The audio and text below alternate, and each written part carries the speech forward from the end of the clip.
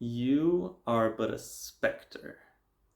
Following the execution of his mother, Ghost becomes a servant in his own house. Sander Rochlac, his father and Lord of Noirmont, sees him as nothing but a curse carried by Ghost's given name. Isolated from the rest of the world, Ghost is close only to his half-sister, Loveline, heiress to Noirmont, until he gets to know her custodian, Fabian Belmont, better. Hello everyone, and welcome once again to the Heir's Lair. I'm your host, Jonathan Taylor. Today's video is going to be a little bit of a throwback to an age of this channel where I still film my videos standing, because in this video I will be reviewing. I'll have to pick you up here for a moment. Of Ghosts and Storms by Ginevra Mancinelli. Yes, I am once again returning to the world that Ginevra Mancinelli has managed to weave with her words by reviewing the spin-off to the first book of hers that I've reviewed, The Empress of Beast and Mist.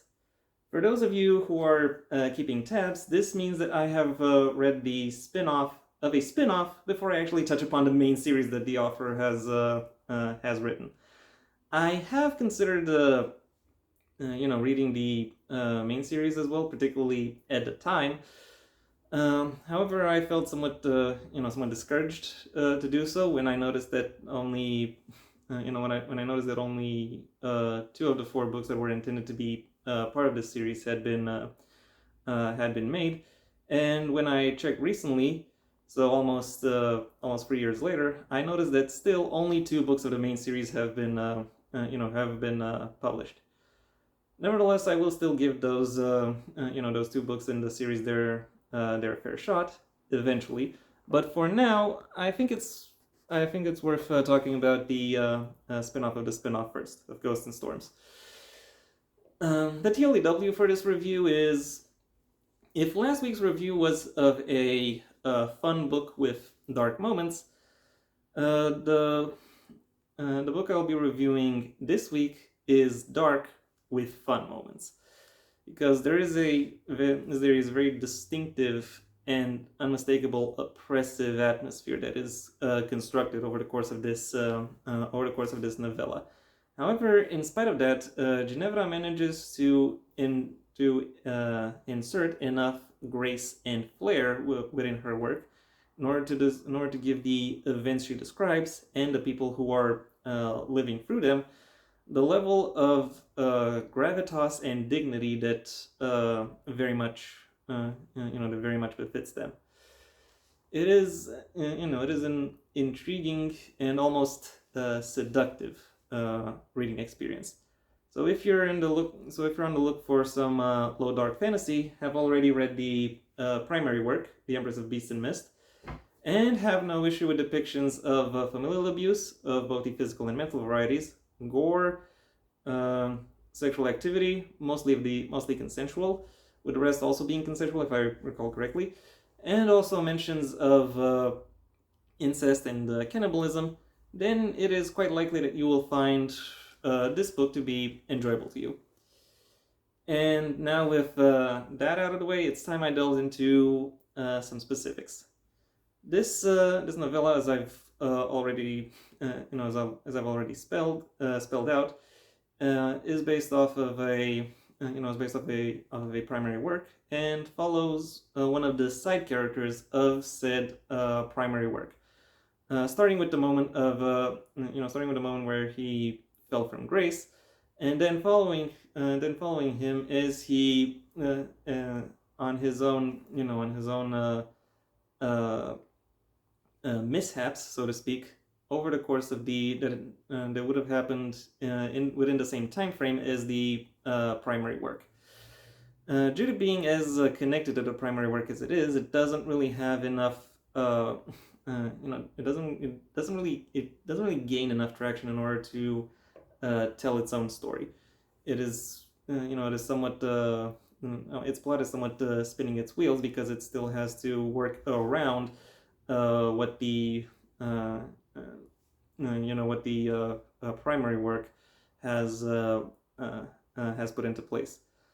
That issue is somewhat compounded by the fact that this novella also covers some of the parts of the primary work where the plot went off the rails, and it really doesn't do enough to really uh, redirect the plot. So the plot of the primary work. So it comes across as very off the rails itself that way. While I will concede that the ending of the novella of the companion piece is better than that of the primary work. The path to get there is still just as just as lackluster. If I'm to be perfectly honest, if not maybe even slightly more so. Still, other aspects of the book do quite well to mitigate the this do quite well to do quite well on their own. I should say they don't really mitigate anything, but they do stand out and give good impressions. Characterization, for example, is just as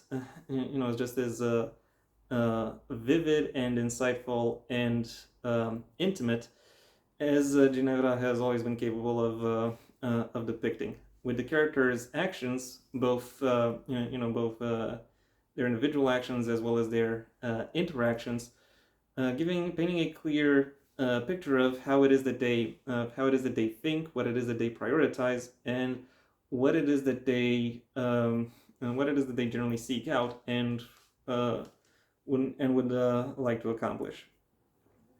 It is in that sense a quite rewarding read. The one issue I would have with characterization is the fact that she doesn't really I don't think Ginevra really managed to nail the ages of her characters in the ways that she is presenting them. I think she understands them more in terms of development phases, where you have some characters in early childhood, some in childhood, some in young adulthood, some in adulthood, etc. And they act to some extent according to their age bracket, but not necessarily their age specifically, if that makes sense. And so yeah, that I found that to be a little bit off-putting, I'll admit. The world building is perhaps not outright spectacular, but it is very elegantly put together. As Ginevra knows how to utilize the elements she presents within the story in order to flesh out a word that kind of feels wrong to use when talking about this book, but nevertheless I'll use it.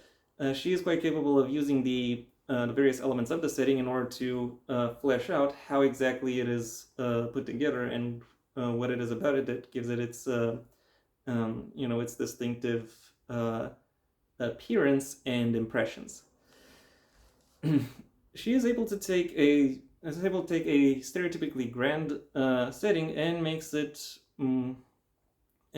more directly intriguing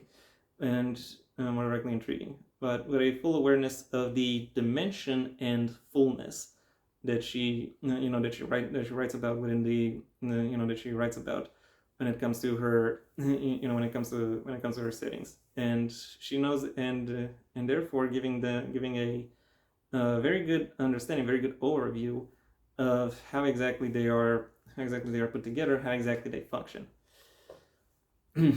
The biggest point where I would say that this book very much delivers, however, is its prose. It is beautiful and evocative in a way that I would, and it does so in a way that I would describe as darkly enticing.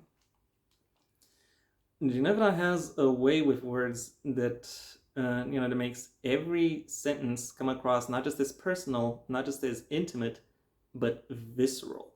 Her writing is put together in such a way that it very much impacts the reader, and it makes the words and messages that she delivers seep right into her readership's bones, with a combination of grit and relatability that I don't think any other author I've ever read has pulled off, or maybe even could pull off.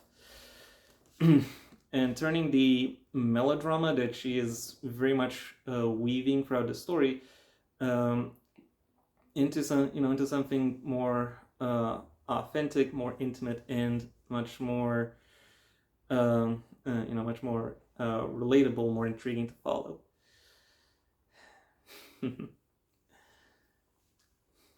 It does still kind of fall apart in the parts where the plot also falls apart, but aside from that, the way the way the prose works is still very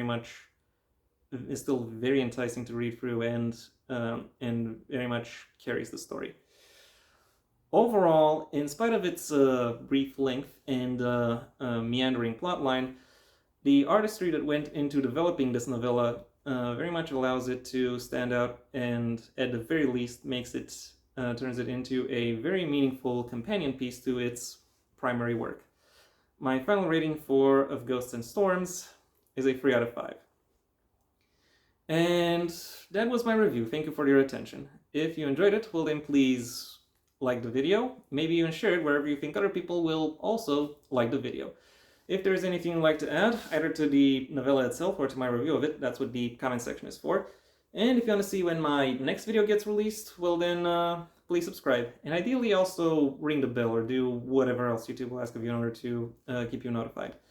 My books, the first of my own Heir to the Empire series, The Next Generation and The Path Not Taken, are available at various book retailers under their respective master links in the description down below. Right past my social media links, which I also suggest you check out should you choose to. I also have a second channel where you can see and hear me talk about whatever else, whatever crosses my mind really. Though I seem to primarily focus upon upon the analysis of narrative works outside of the printed word medium. So movies, TV shows, games, etc. If you're more interested on my thoughts on the printed word medium, then I suggest you stay on this channel and go through my extensive backlog of book reviews, writing advice, and miscellaneous connected topics, if that is of interest to you. If not, then I suggest you go ahead and do whatever you want the rest of your day, because it is your day after all. And yeah, that was all I had to say. So, until next time, I am Jonathan Taylor, and this has been the Heir's Lair.